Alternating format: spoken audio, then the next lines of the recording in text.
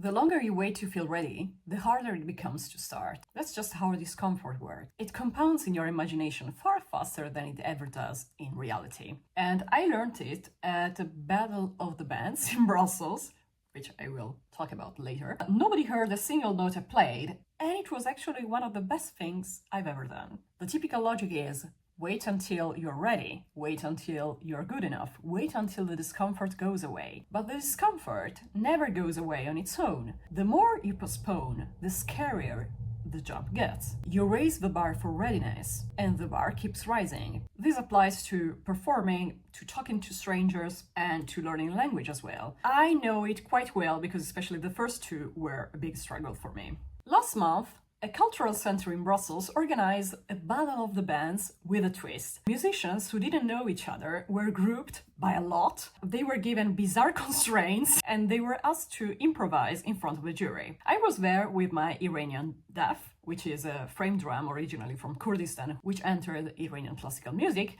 And I was clearly the least experienced musician in the room, but not even close. Our group ended up being an English-speaking drummer, a French-speaking singer, me, and two other Italians who were a guitar and a bass player. Communication was honestly awkward. Cohesion was basically non-existent, and the DAF, which isn't loud enough to cut through the sounds of the typical band setup, basically disappeared in the mix. So we didn't advance that far into the competition, of course. But walking home afterwards, because I needed to decompress a little bit, I kept replaying the evening in my mind, and something unexpected actually came out. Because the jury had asked us to evoke rain. My DAF is actually perfect for rain, so they did it on purpose. But none of the experienced musicians thought about it. So I did, but admittedly too late, and I wasn't assertive enough to voice it during the little preparation that we had, because we had to improvise, but we were given like 2 or 3 minutes to try to put something together. But at least I recognized the opportunity while the others didn't. And that quiet realization wouldn't have happened if I had stayed at home. And of course, this made me realize that the others were much more experienced than me, but still, I had something to say. There were other gains too, because the DAF is actually a perfect conversation starter. So even, for example, in the street, people want to try to play it a little bit, they ask where it comes from, and especially in Brussels, since it is such a small world, you never know what comes out of a single conversation. And I would say that the biggest gain was actually much simpler, because it was the discomfort I felt that evening was quite unprecedented for me. But it means that since now I realize I had survived, now I know that I can dare probably a little bit more than that. Not because I will be in another battle of the bands anytime soon, at least not until next year, but because, for example, the next time I'm in a comfortable situation, I will think, okay, is it actually that bad? Is it actually worse than something I have experienced until now? I'm quite confident it won't be that worse. And especially, nobody followed me back home saying, we didn't hear your drum, you were there, but you disappeared.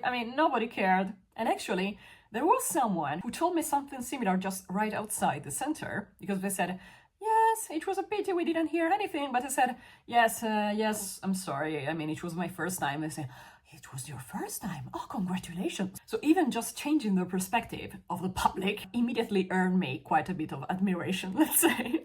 So why can't it happen to you too? The same logic actually applies to language learning as well. For example, there is a conference and you are pretty sure that you are not going to understand anything. Just go anyway. In the worst case scenario, you stay silent and nobody knows that you are completely blank. In the best case, you interact a little bit, people will appreciate your effort, and you will still get home with more than you came with. The same applies again to watching videos in your target language and telling yourself, no, I'm not ready, it's not good enough, it's not the right level. I really get an ick when I get this kind of remarks from my students, honestly, when I propose something in order to make them also a little bit more ambitious, and they just push back saying, no, I cannot because it's not the right level. And I say, come on, instead of seeing what you're going to miss, try to see what you're going to get. So even if it's just a few words here and there, this will create a dopamine hit that will make you want for more. And that's amazing. We need a little bit of admission in our learning journey. Every small exposure is survivals, and survivals accumulate. I don't throw myself into uncomfortable situations out of arrogance, because of course I mean, it doesn't make sense, but I do it for training. I mean, I do it out of discipline. And sometimes it actually pays off. For example, my job interviews in Italian were a disaster, but my job interviews in English were a little bit better. Why? Not because my English is perfect, of course, but simply because I had spent years training myself to talk to strangers in a foreign language. So actually, paradoxically, talking to strangers in another language that wasn't Italian, I mean, it was just a more comfortable situation because I had more training for that. Your personality may be different from mine, and so at the moment, throwing yourself in may sound a little bit extreme for where you are right now. But I would ask you to try it enough times to find out whether it is actually so detrimental for you. Because honestly, I think it is not. And I'm pretty sure that the probability it will work out positively for you, it's actually higher than what you think. So let me know in the comments, what's the scariest thing you're going to do in the next month in your target language and what's stopping you at the moment? And if you're interested in escaping the ready trap, check out this video.